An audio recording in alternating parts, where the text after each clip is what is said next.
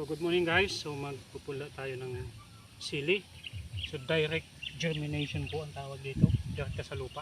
Hindi na po tayo gumamit ng seedling tray kasi madami po tayong ginagawa. Wala na po tayong time doon kasi nagme-methods po tayo. Nagbibinta ng gulay, nag-aalaga ng mga manok. So gagawin lang natin direct germination po dito. So ito po ya, malalaki po siyang sili. So tatry po natin to. Galing po ata ito ng China. Hindi po ibig sabihin mahal ko ng China. So nakita ko lang, gusto ko lang i-try. So paano po ba ito gagawin? Yan po ang laman niya kung makita po nyo.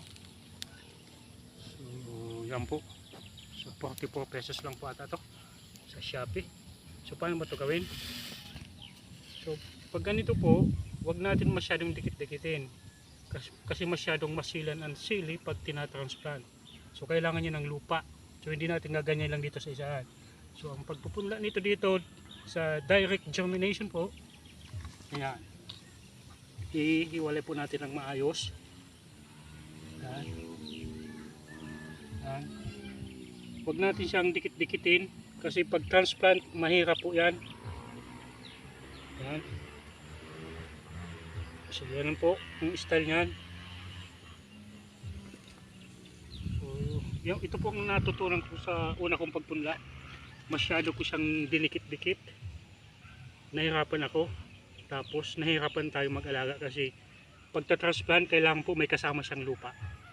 Kasi pag hindi mo nalagaan ng maayos, mamamatay agad. Pag hindi mo nadilig, mamamatay po agad. So kailangan po ganyan. Pag nag-direct germination po tayo, germinating. Germination po ang tawag yan. Pagpapatubo ng mga seeds. So yan po.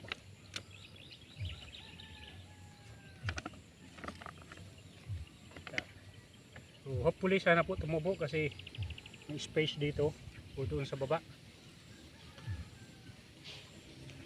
Yan. Yan.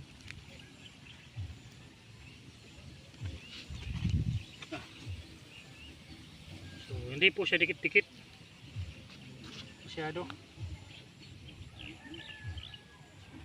So yan po. Tapos ang kukunin natin pantakip, hindi po natin siya hayaan ganyan kasi minsan pag nakita yan ng mga langgam na dadaanan, uubusin po yan. So kailangan natin siyang takpan. Dito po tayo sa pinabulok. Yan. Dito tayo kukuha kasi mga damo itong nabulok.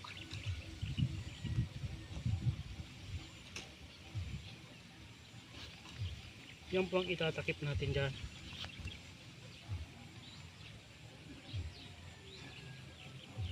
Yan po.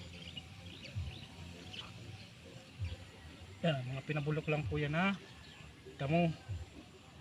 Napakaganda ng lupa na yan. So, kailangan natin siyang takpan.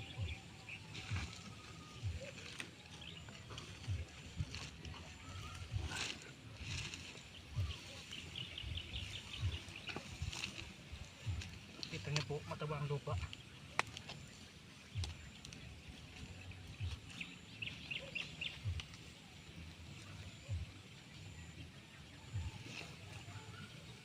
Tatakip natin. Pag di po, tamang takip lang po. Huwag natin siyang tatabunan talaga ng bonggang bongga.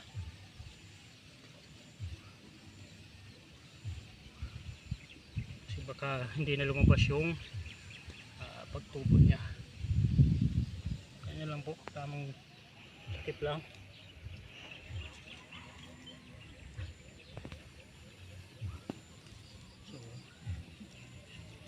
Po, hindi tayo nagtatapon ng damo kasi yung pag nabulok yan napakaganda yan sa tanim.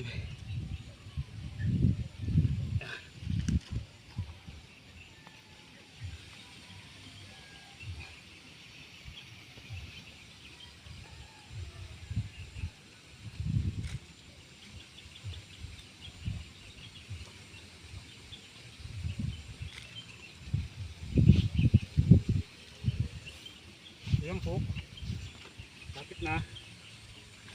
Kunting tira na lang. Tatapakan tayo. So hopefully tumubo siya. So maulan naman, hindi na natin kailangan diligin.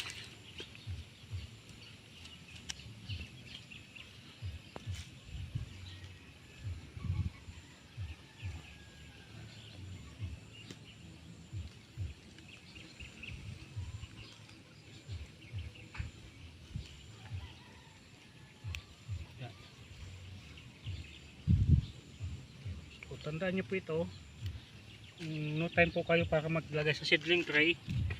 Yan, ito lang ang gagawin po ninyo.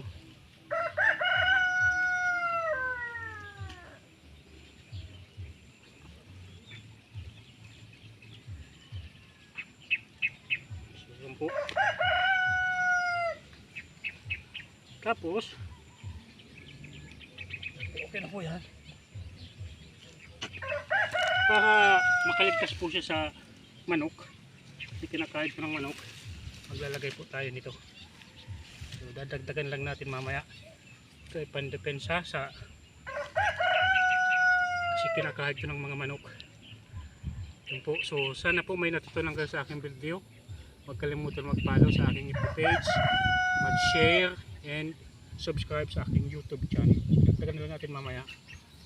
Ikakahigin niya ng manok si Kuwada ako.